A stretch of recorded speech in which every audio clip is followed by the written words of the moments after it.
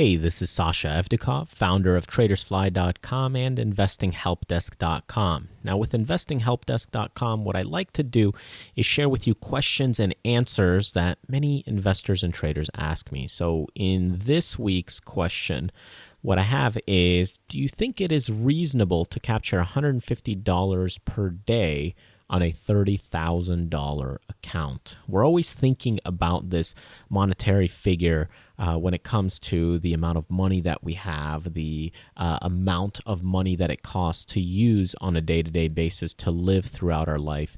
And this is a good question to look at. And I'll show you some interesting insights about looking at a monetary dollar figure day-to-day basis, so that way you get some insight on how I would rather you look at things. So to get things started, the better approach or best to look at your earnings in a monthly term rather than a daily term. And the reason I say that it's better to look at them at the earnings in a monthly term rather than a daily term is because stocks trade differently day to day. And certain days you will make a minimal amount of money, and other days you might make a lot more. So you will even have losses on certain days or weeks. So that's, again, another reason why I really would prefer to look at things in a monthly fashion. Okay.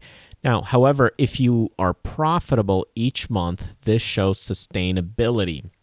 Whereas if you might have losses on 1 week or a couple days, you can make those back up if you're looking at a month-to-month basis. Just like building a business, you're not looking to make money every single day, but some of those days are about building relationships, ordering products, doing the right things, building a product.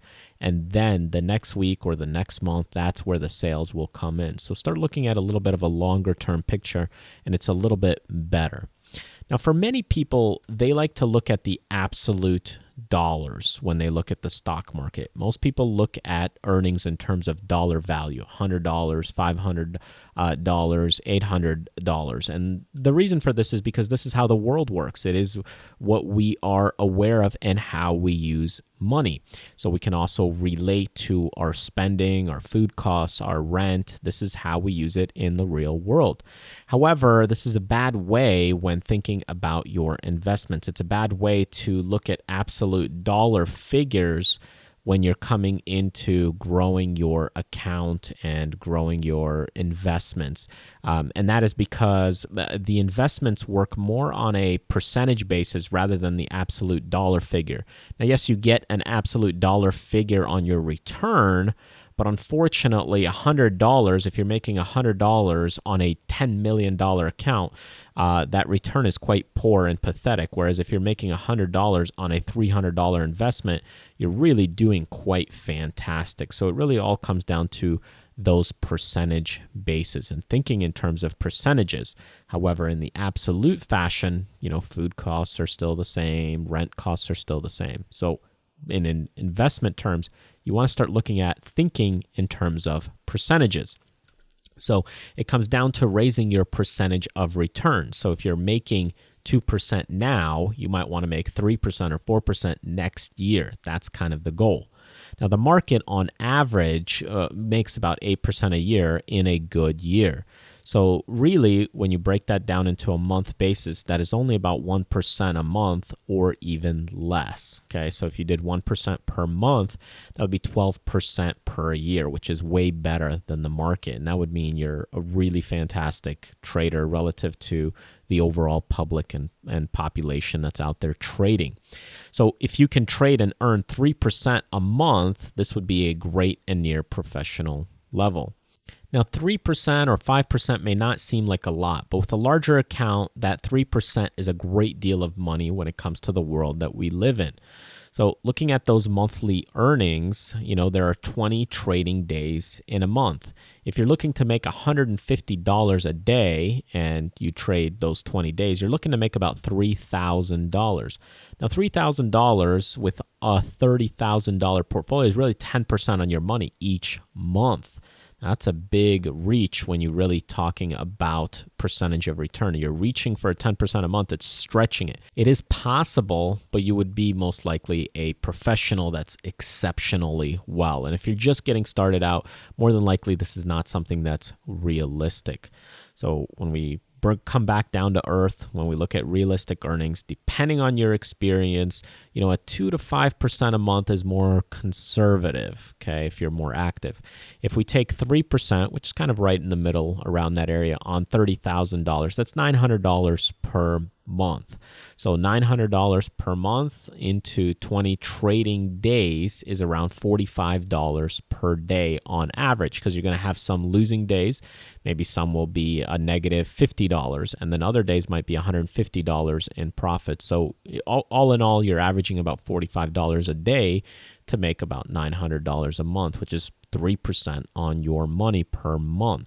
Now, the absolute value of this $45 per day seems kind of small, and $100 or $900 per month also may not seem like a lot of money for you, but it may cover your grocery bills. But on a percentage basis, you're still making 3%. And that's quite a bit of money when it comes to investing, because you remember, it comes down to percentages. So if you're looking at 3% on earnings and you start looking at this on a bigger level, 3% on $10,000 is $300 per month. Then $750 per month on $25,000. If you take that to $50,000 account, you're looking at $1,500 per month. This is where you can now slowly start looking at rent compensation and some basic expenses for your household. 3% on $100,000 is now 3% or $3,000 per month. Now you start getting into a sustainable income that you could do on your own. And then if you have $250,000, that's $7,500 per month. 3% on $500,000, $15,000 per month. And then on $1 million, you're looking at $30,000 per month, which is a really fantastic stream of income on a monthly basis. So what is enough? That's really the big question. For some people, 3% is not enough in the absolute value to the real world, even though it's great in the stock market. 3% doesn't seem like a lot on, $10,000 or $5,000, because you're making $10, $20 a day here and there.